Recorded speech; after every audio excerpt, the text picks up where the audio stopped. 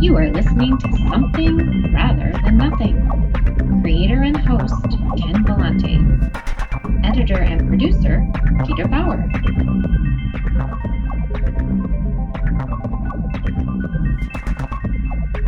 This is Ken Vellante with the Something Rather Than Nothing podcast, a special episode.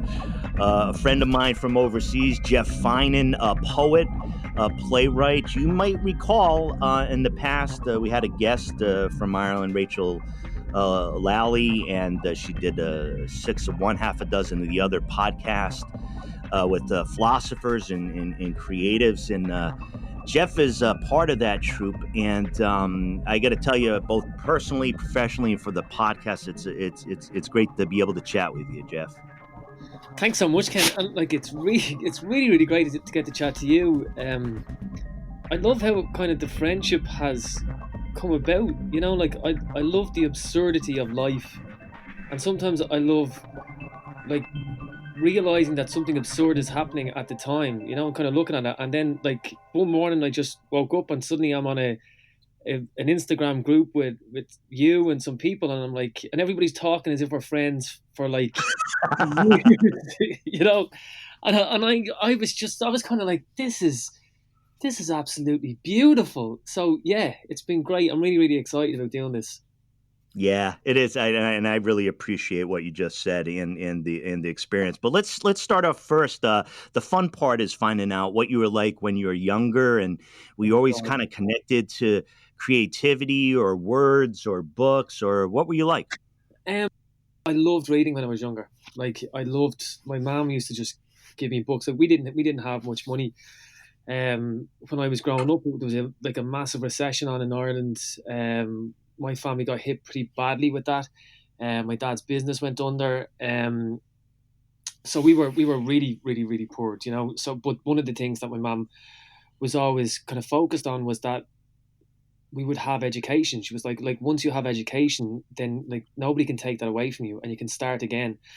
So that was a big part of me growing up, was just the fact that my mom was dead set on giving us the best education that she could, and so books were a massive part. But I was so shy, you know. I was cripplingly shy up until I was about kind of 17. I just didn't. I was the kid that hid in the background, you know. And I didn't know I was creative because I think the shyness kind of dictated that I didn't have the confidence to actually presume that I was good enough to create anything. And it was only kind of a bit later on that then that started to come out. And then once it started, I just embraced it. It was during when house music was big in Ireland, or was big over in Europe, really, and I started to DJ. Was my first real creative outlet. I became an underground house music DJ and was running my own clubs with my sister, kind of pop-up clubs they'd be called now. And then from that led me into different bands that I was in. I was a singer in a few different bands, and I've always loved hip-hop music, but I tried my hand at rap, and I'm terrible, absolutely terrible when it comes to. What part of it? Just to cut in, what part of it do you feel you're terrible at? I heard, there's always the lyricism of the poetry and stuff like that, and maybe my head kicked in some of the hearing that rhyme was. What was it for you that you said you're thinking no, you couldn't do it? I find there's two different ways when I'm writing. When I have the freedom to write poetry, it's exactly that. It's freedom. And I find that I find a truer version of myself in poetry. But when I'm writing the music, there's constraints with bars and rhythms that are kind of forced on me. And I kind of regress in the way I write, and I write versions of myself that I think other people want to see, that are not true. And with anything in art, if you're not, in my opinion, if you're not creating for yourself, and if you're not creating to your truest version of yourself, then people can see straight through that. And that was the way when I was rapping. I wasn't comfortable on the beats. I couldn't find any of the pockets to come in on. I could kind of do it, but it just it just highlighted to me that I was full of shit.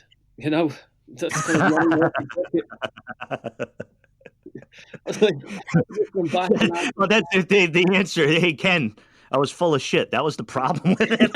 that's, I swear, dude, that was the thing. It was like, I was writing all this stuff that, oh Jesus, like pretending to be cool, and oh man, it just wasn't me. You know what I mean? Like that whole attitude wasn't me, and I couldn't find a way to do it that would give you a sense of who I am. Whereas I think I can do that in my poetry. You know, like I can be vulnerable in the poetry. I can talk about the struggles that I've gone through and come out of, and do it hopefully in a way that's kind of beautiful to listen to. Yeah, well, it certainly is, and you can definitely hear, the struggle and what comes out of that. Jeff, and I say this in good humor. I'm gonna have a couple like ignorant American questions for you, and That's and good, since man. I know since I know you well, I'm gonna Yeah. like like total lack of knowledge.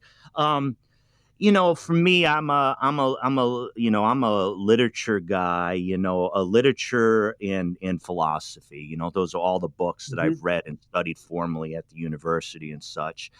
I've always been drawn to the beauty of Irish lyricism, and the famous Joyce and the novelists and the beautiful so many famous poets that come out of Ireland. There seems to be a fascination with words in sounds. And I say that, like I said, in the ignorant American. I mean, we're such, at times, there's a lot of great American poets, but such a kind of, the reverence for the word in the age of Trump is. Different. My main point is, my main question is, what is it about Ireland, or with words in the poetry that comes out? There's something about the sensibility or the environment or respect for the Yeah. word. I Is mean, is that like, where it comes from? but we're an island. Do you know what I mean? I mean, first and foremost, we're an island, a small island, and we're storytellers. Like just you go anywhere in this country and you'll fall into somebody telling you a story, or you'll fall into telling somebody a story. You can sit in any bar in the country, where you used to be able to, when stuff was open, but you could sit any place at any time and somebody would tell you their life story. People joke all the time. I mean, like like when you meet somebody, the first thing like people say is, what's the story? How's things? What's the story? What's going on? Yeah, And we just talk. You know what I mean? Like from when you're a kid, you're just brought up to talk. But there's also, in my opinion, anyway, in our language, Gaeilge, like like our language is still alive, barely. But there's so many rhythms and really strange translations from Irish into English, which is like Irish as a language is very, very poetic. Like you won't say in Irish, like you'll never say there's no place like home. You say Nilain Tintom or the Hinton Fain. So there's no fireplace like your own fireplace. Because the fireplace back in like in Ireland was the heart of the home. It's where everybody congregated. It's where sure. it's where like the food was cooked. It's how you kept alive. So it's like, let's say there's no place like home. Of course, there's no place like home, but it's the heart of the home that really matters. And there's so many sayings like that. May the road rise with you. That's an Irish saying of, Gunari and Boherlat. So the kind of poetic nature of language is in our own, you know, national language. And when you translate that into English, which was kind of forced upon us, that we still keep that kind of poetry running through our veins. And even like even on a day-to-day chatting to people, you find with Irish people that they know what beauty is, and they know how to make a story beautiful and interesting as they're talking away to you. And they know they're doing it. You know what I mean? Subconsciously, they do, and even consciously, it's like they know how to. They'll take an average story and just turn it and make it witty and funny and yeah, and it kind of comes from there, I think. Yeah, and I appreciate your indulgence on that. It was just something I was thinking of, and I think in thinking back into a lot of literature and poetry that I've read over time, and just seeing the influences in culture and the kind of openness to expression. And Yeah. I like the way you described it, honestly, because one of the things I've found here is that we're trapped into this kind of bizarre, unhealthy ecosystem, echo chamber, social media, and there's like a lack of commons for people to tell stories, or like a big commons So to important. Yeah. settle disagreements, right? Like to be Yeah. like, I believe this, you believe that, and there's no commons for the story or some sort of connection. And I really appreciate your comments about that. Now, what talking about your art and writing and now, have you, talking about the pandemic, um what's changed for you? Has it helped your art? Has it No, what has it no. caused for you? It's What's happened? like for me, inspiration has been very hard to come by. Having a place to create is really difficult because I don't create at home. I get out and I would walk around a lot and kind of look at the city and listen to the city, and let that kind of come over me to kind of get the first lines of what I want to say. And then I would write I would normally write in different bars around the city, pubs over here. I have a few different places, like little kind of nooks and corners and places, and I normally just get a pint of Guinness and sit down and put my headphones in and just write. Whereas I can't do that now, like that's been taken away. So like at home, I was working from home, I'm sleeping at home, I was eating at home, I was like Yeah. everything was at home. So like I had no place to disconnect from that.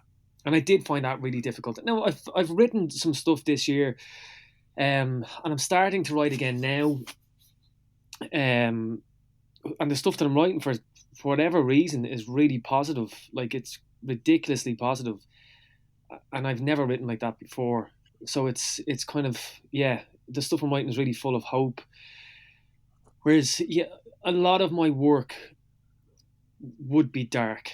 There's no other way to say it. Like I've got like two sides. I've got like some people refer to me as like a social poet because I tackle a lot of issues that are what I think are wrong in society, Sure. and and I'm still doing that now. Do you know what I mean? I've still got a lot of projects on, at the moment, and then the other side of me, then it would be very autobiographical. But the stuff that I've done in the past has been pretty dark. Yeah, I kind of look at Yeah. myself and I'm like, what the fuck, Geoff? Your life was shit. But I'm really happy. You know what I mean? Like I'm a really happy-go-lucky guy. But I've just had this really kind of yeah, challenges that I'm happy that I'm overcome. Well, yeah, and I think sometimes that can be the case. I could speak for myself. Is like you can have these experiences that, yeah, you look at it and you read what you've written, and it's just heavy. It's like, holy shit, how do you get through that? And then I think Mm. there is an element where you say there's a positivity, or being the survivor, or moving through things where you can be a little bit free about it, right?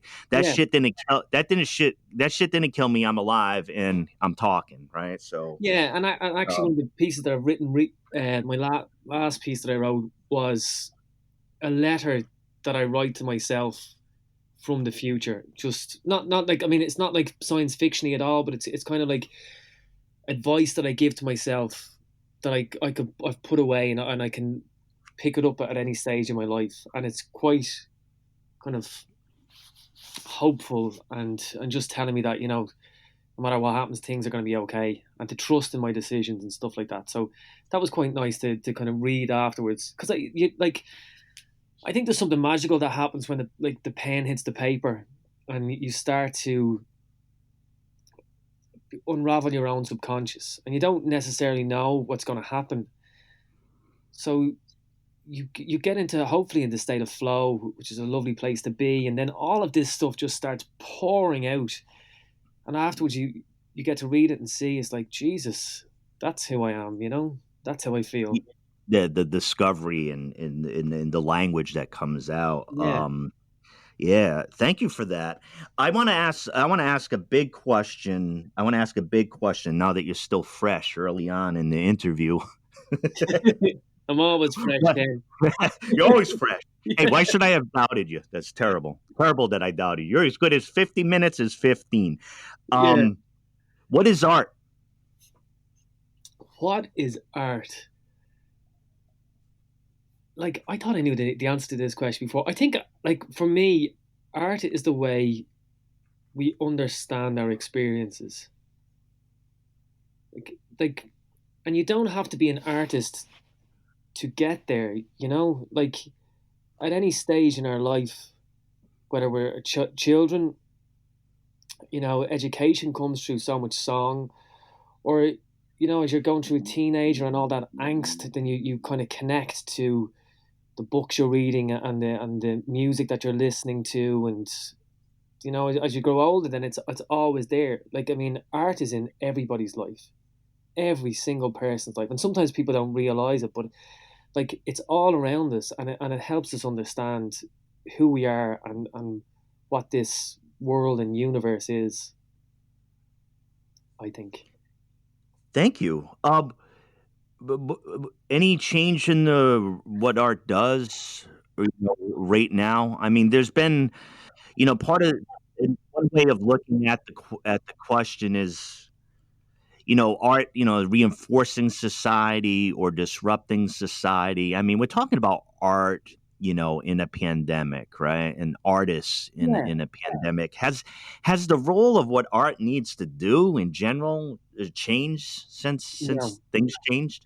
no, not at all. Art, because art is always there. So art will always adapt to whatever the circumstances are, because it's just a way of understanding them.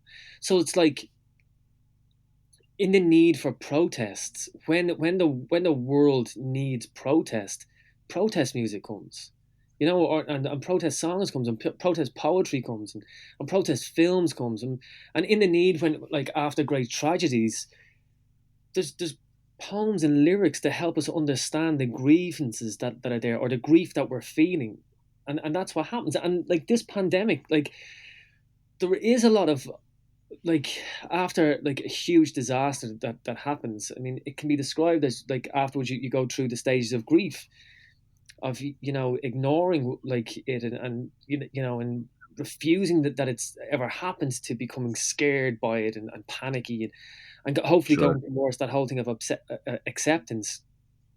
And with with art, it helps you go through each one of those periods, and so it hasn't changed, but it will adapt to what's happening at the time. If I know that's kind of not No, exactly, yeah, yeah, yeah, and I mean, I think I think the I've been interrogating the question, since the, onset of the pandemic, and now other ruptures, in society that have occurred, and I think it's always good to like re-engage, what it is, what's the discourse, and in the pressures or whatever that's felt by artists to produce some art. Geoff, we're speaking with Geoff Finan, poet from Ireland and writer.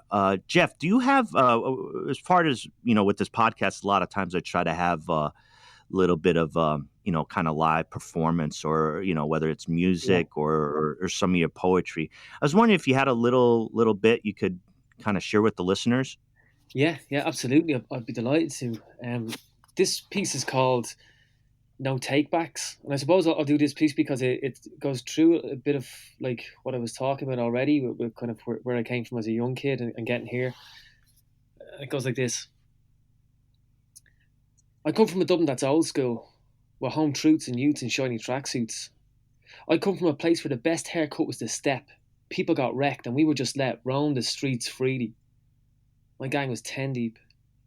We'd spend our days hanging around corners, and when night came upon us, we became night crawlers, getting into trouble and running back to our mothers. Yeah, we were right little couriers. See, days were simple for us.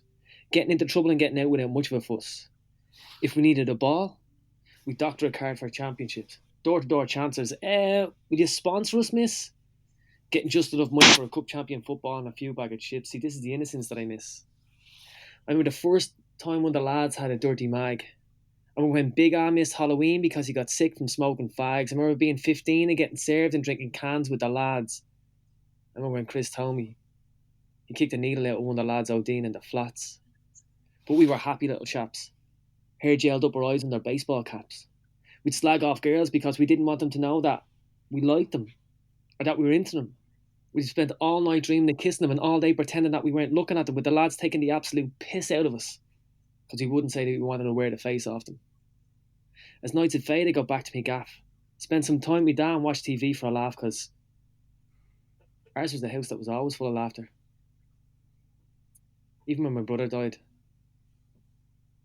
Even when the banks were at the door demanding money or to take our house. Me in the corner quiet and now seeing this strange man shouting me out and giving out because the house was in her name and they could fuck right off. Times after that were tight. But my ma was a fighter, she fought for all of us. When things were rough, she was there to pick us up. When I had to cover a hole in me running with cardboard, she said, once it doesn't rain, son, you be grand, and that stopped making it awkward. This matriarch of incredible heart is the hero with this story. See, she once told me, they can take anything, son. They can't take your education. These are the words I've lived my life on. So when others were out gurrying, I was in studying. When I didn't get the exact exam results I wanted and started worrying, she was there to comfort me, to encourage me, to keep on going. And every time I got hockeyed out of my life, I just think of my dad and his wife, how they didn't bring up their kids to feel sorry and to never worry, because no matter what they take, if you have your education, you can take it back. And sometimes I think back to those lads in the flats with the hair gelled up in the eyes and their baseball caps. I think, what if they listened to the words from my ma?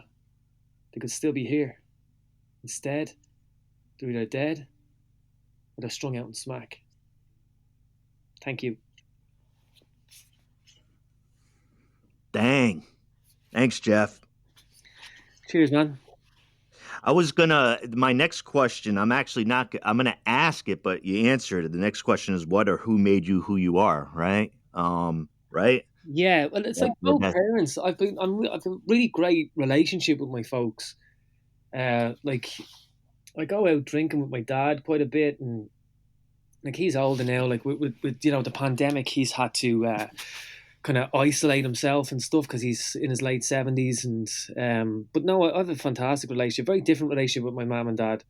My mother would have really encouraged the art in me and would bring me to museums around the city and would point at paintings and was like, you own that, and she allowed me to allowed me to keep art in my heart. You know what I mean? She kind of made it real for me, that art wasn't for the rich. It wasn't for people who could afford, to buy it. And you didn't have to like be educated in some fancy museum. You could just go into a gallery. Yeah, just go into a gallery and just look at a piece. Do you like it? Yeah. Do you not like it? No. Well, now you understand art. Why do you like it? Well, this kind of resonates with me because, and that's all it is. You know what I mean? Like, so art is for everybody, and she allowed that to happen. Whereas my dad would have been more of the really encouraged the sporty side of me and stuff like that. So would have brought me to football teams and we kind of watch soccer a lot with each other and talk about that. Yeah. Yeah, it's the beautiful game. The way the approach to football is for you over there is on an elevated status. So it's of an art, right? The fine game, Yeah, but that's the whole thing about art. You can find it in the minute parts of life.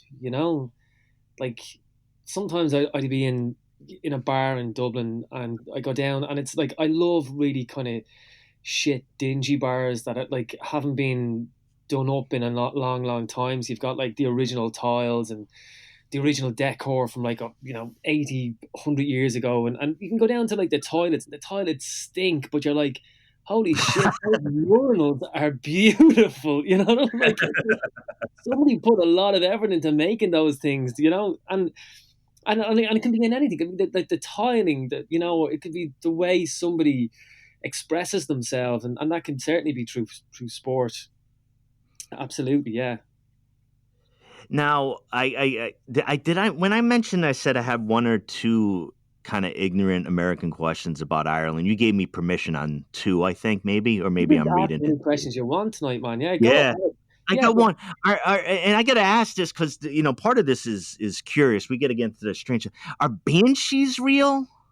of Are course they are. banshees real, Jeff? Yeah, of course they are. Yeah. Tell me about them. Like, what did they do? Uh, you're meant to, isn't it? You're meant to see them. If you see a banshee, somebody's going to die. If you hear a banshee, somebody's going to die. Yeah. So sometimes, I mean, a lot of people would say that they Somebody will. you know? Is this somebody you Yeah, know, or is it just somebody you know. somebody's died?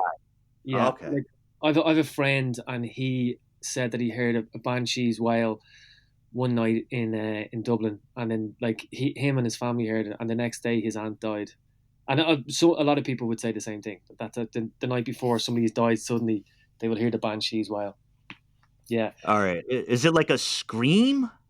yeah, Or yeah. Like I yeah. mean, yeah, it's a really really high pitched scream. But then there's a lot of people in Ireland that will say they don't believe in fairies or banshees. But then when it comes to it, they kind of be like, "Ooh, I'm not." Like they say that like the hawthorn tree, if there's a single hawthorn tree in a field, that's where the fairies live. If there's like nothing around it, but it's a hawthorn tree, that's where the fairies live.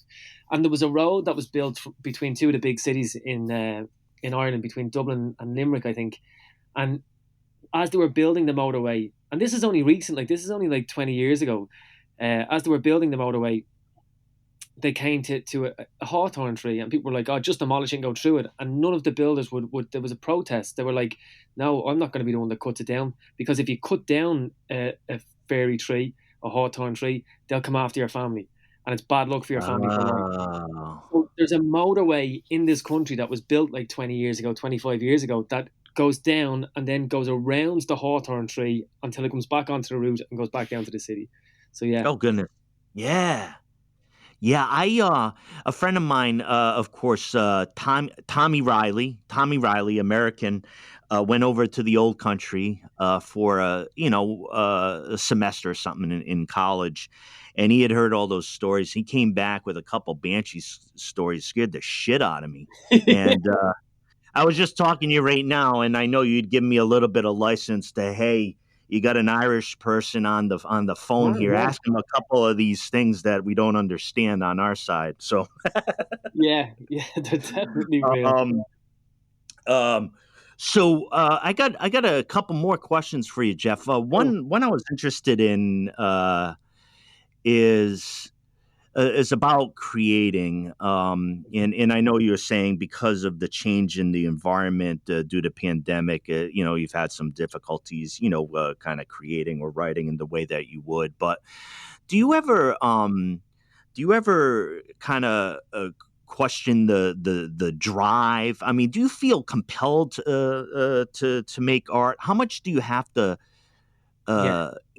direct yourself to creating art? You know what I mean? Whether it's a chosen vocation or you just cursed or however you look at it, Like for me, it's not chosen. It's like there's sometimes I just have to do something, otherwise I'm miserable. Like there's so many times in my life that I took painting after a really traumatic time in my life, and I was like, I just need to paint. I don't know where it came from. It was like all I could think of. Like my mom and dad were like, "Are you all right?" And I'm like, "I just need to paint, man. I just need to paint." And this was going on for weeks, and until I eventually just bought some acrylics and some canvases, and then just started painting, and like it just like I had to do it. There was no other way I could have described to somebody. They were like, they thought that I was kind of becoming obsessive, and I'm like, no, it's a need, it's an innate need in me. Like it just bursts out of me, and it's the same with so many of my poems are not planned. They just explode out of me. It's like I get a first line, and it's like, oh shit, that line is really nice. I like that, and then I sit down, and then all of this stuff about my life just starts pouring out. So yeah, it's definitely something that I don't have any control. Well, I have some control over, but like more so than not, I don't. There was times like I was I kind of bumble about life and get into these weird situations, and I was the poet for the Lord Mayor in the city for a while, Oh, wow. Yeah, it was like, it was pretty. I didn't think it was strange at the time, but actually, like in hindsight, it was a bit strange. Like I would perform for ambassadors in his residence, and then there was the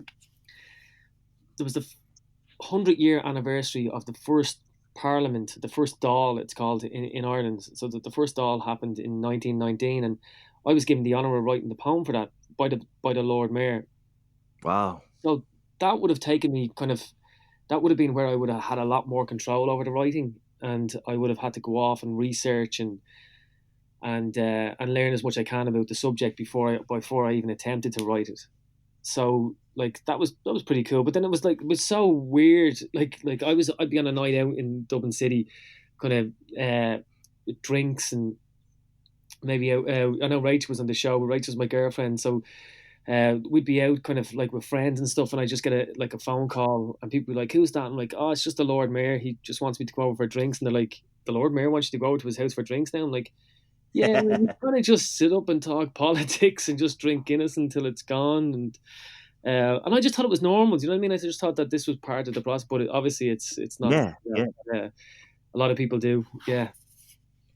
Hey, I was wondering, Jeff, and this is a question of mine. I really connected to when you were talking about, when you painted, and here's the reason why I really connected to this. I've talked about this on the show a bunch. I had never painted prior to about 3 years ago, and then somebody introduced me to it, and I was going through a very much probably a loss at that time that I could not articulate in any reasonable fashion. You know what I'm saying, brother? Like Yeah. I couldn't do it.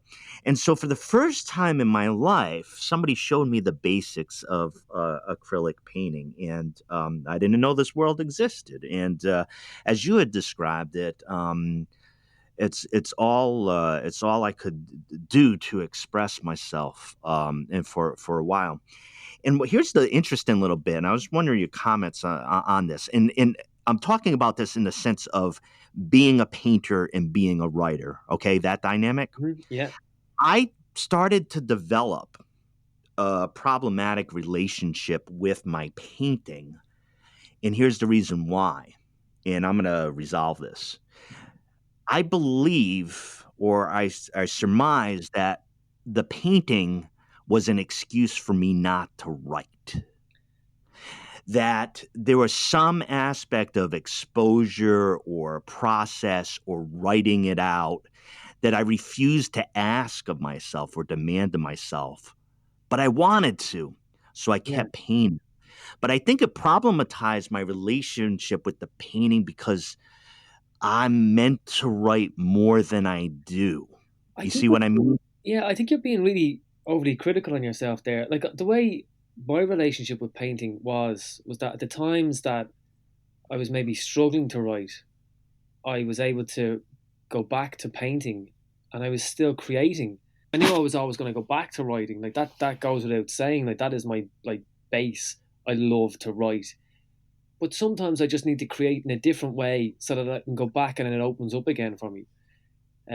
So yeah, I don't think it interferes with my writing. I think it if anything, it kind of frees me up to just be able to, because I think so many times that like we're told that we have to fit into these boxes, for society to understand. It's like, well, what are you? Are you a poet? Are you a painter? Are you a musician? Are you this? It's like I don't know. You know what I mean? I'm just Geoff. I just do my thing. You know what I mean? Like I write sometimes and I paint other times, and just like I don't need to be absolutely unbelievably successful at every single thing that I do, or at every single art form. But I'm not doing it for that. Like I'm not doing like none of my art is there to be successful. My art now, I'm confident enough to know that my art is there for me. I love to create, and then that's it. And if people then connect with it afterwards, great. But one doesn't stifle the other. I think it kind of complements it. Yeah, I hear that.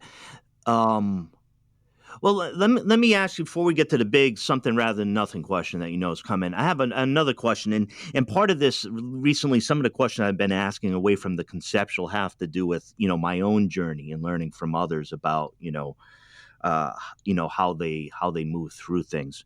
One of the bigger questions, I'm really fascinated in the answer to this question, particularly from writers, is how do you have the courage to talk about yourself in words publicly? How do you do that? Oh God, let me see. So I didn't, right? It's a process. Like I think I got to this stage where I was writing, and I started to share it with some friends, and who I would look up to as artists, and they were, uh, this was like way after I'd done the music and the bands and tried hip hop and stuff like that. I went back to poetry, and I was writing a lot. As I was coming up towards 30, I started really, putting the pen to page again. And I was sharing with friends, and they were like, "You really need to start doing some open mics, man, and start getting your stuff out there." And I didn't want to. I was like, "No, no, no, no, no." And I was making the excuse that this is just for me. This is just for me. And then one of the guys said, was like, "If it's just for you, why are you reading it in a pub to me?" I'm like, "What?" Like, oh, right. He's like, "You want to share it. Don't be afraid of sharing it, and see how it goes. Like, you don't like it. It doesn't.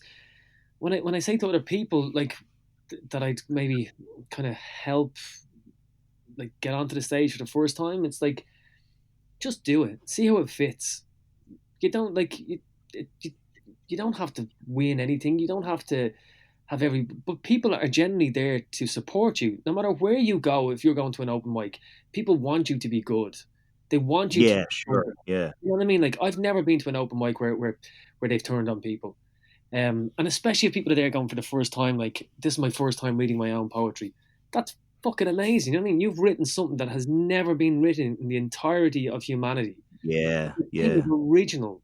Like, that's quite a kind of basic level to start off when you're going to go and share it. So, for me personally, I just plowed through. I just kept on going. I was so nervous. I was so nervous getting up and reading. My heart would thump out of my chest, sweats would come, all the usual stuff, stereotypical things that everybody talks about. Yeah. And Yeah. doing it, and then just kept on getting more comfortable, and I liked the stage, and that's kind of where the alter ego stuff comes into it. Like, I mean, like, I don't perform under my normal name. I perform when it's the poet Geoff is how I perform. Yeah. Excuse me, and the poet Geoff is very different than who I am. He's much more confident. He just kind of owns the stage and prowls it and like, loves it up there. But then once my final piece is done, I don't like compliments, so I get off stage as quickly as I can. But in the moment when I'm up there, I've created this persona that's different, and it just works for me. Yeah. Well, and I appreciate your answer there too. And like I said, as part of some of these, the questions kind of, just kind of exploring how it is we create, right? Psychologically, what do we do? And I really appreciate your personal comments about that as well, Geoff. Well, the title of the podcast, Something Rather Than Nothing. As you know, I've traveled the world, at least, with calls to Australia, Ireland. We're going to keep going into Ireland for the answer to this profound question, Geoff Finan. Why is there something rather than nothing? Oh my God, why is there something rather than nothing? I think it's to go back to, like, what I said at the beginning of the podcast. I kind of like the absurdity of it all, and maybe there's a reason for all of this, but maybe not. Maybe it's just a huge big mistake, or that it's kind of got us here, that our planet is the exact distance away from a sun, that we're able to spark life, and conscious thought came from somewhere. Like, I wouldn't be religious, you know what I mean? I wouldn't. I've studied religion, and I've studied some philosophy and stuff, and I can understand why people want to gravitate towards it, because they want to know that the answer is that there is something for a reason. But, like, yeah, maybe it's to create art. Like, to be a creator, right? yeah, I mean, I read a book one time, and I don't particularly like the book, but it's Shantaram. I know it's a very famous book for people who do travel, and especially around India. And I didn't really like the book because it's kind of like a criminal who's saying that he's almost like the second coming of Jesus Christ and he's here to save it. But I don't like that blowing smoke in my ass shit.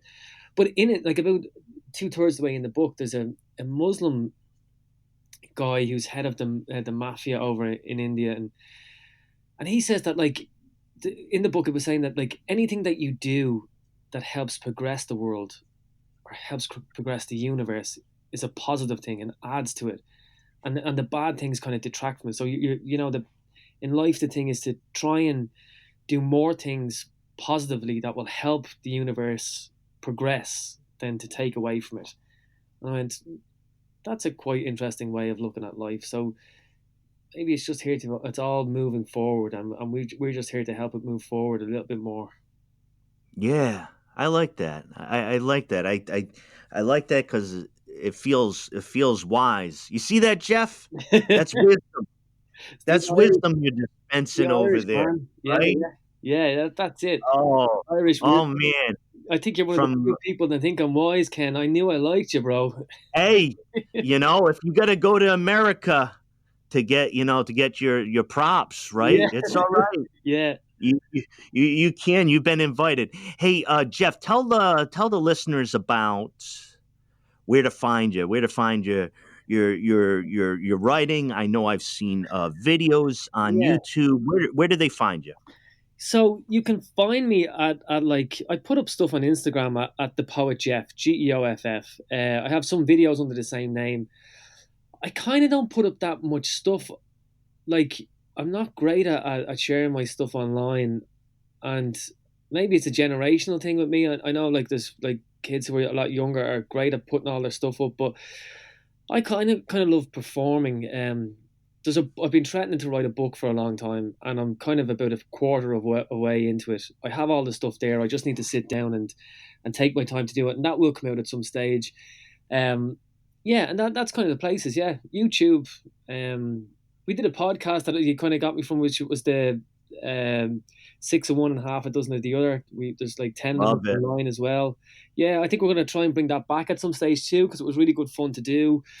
And yeah, I'm also on a documentary, Baristas, which is a really weird thing for me. Another weird thing of my weird story to be part of. But it was like went to number 1 in 9 countries and was like top 10 in the charts in the US and top 5 in the UK and Canada. So you can see one of my poems on that if you want. I think it's on Amazon Prime. They were the ones that funded it. So yeah, I'm up on that too.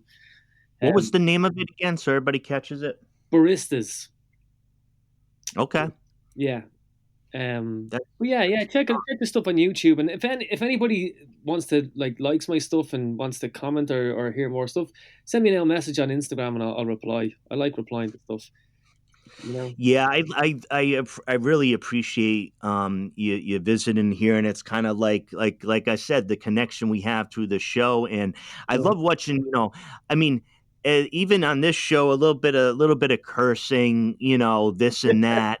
I mean, compared to what I've heard on 6 of one, half a dozen the other, this is like watching a very nice children's program.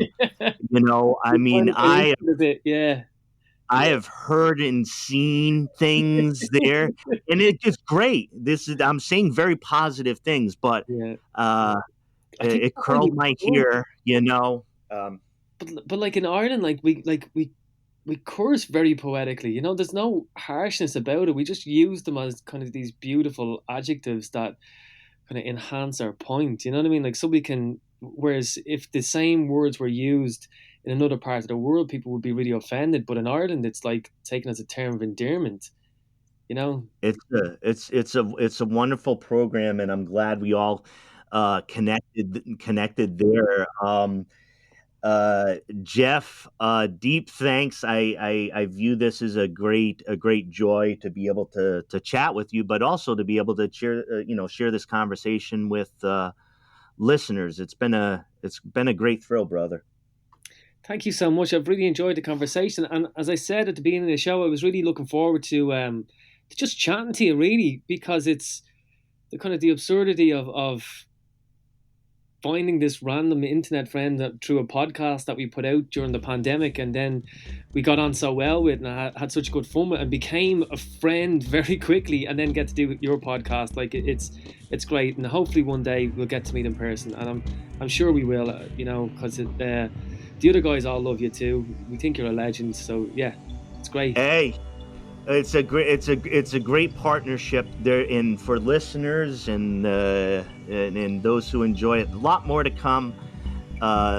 Thanks so much, Geoff, and hey, let's talk soon. All right, brother? Absolutely, bro. Thank you. Take care now.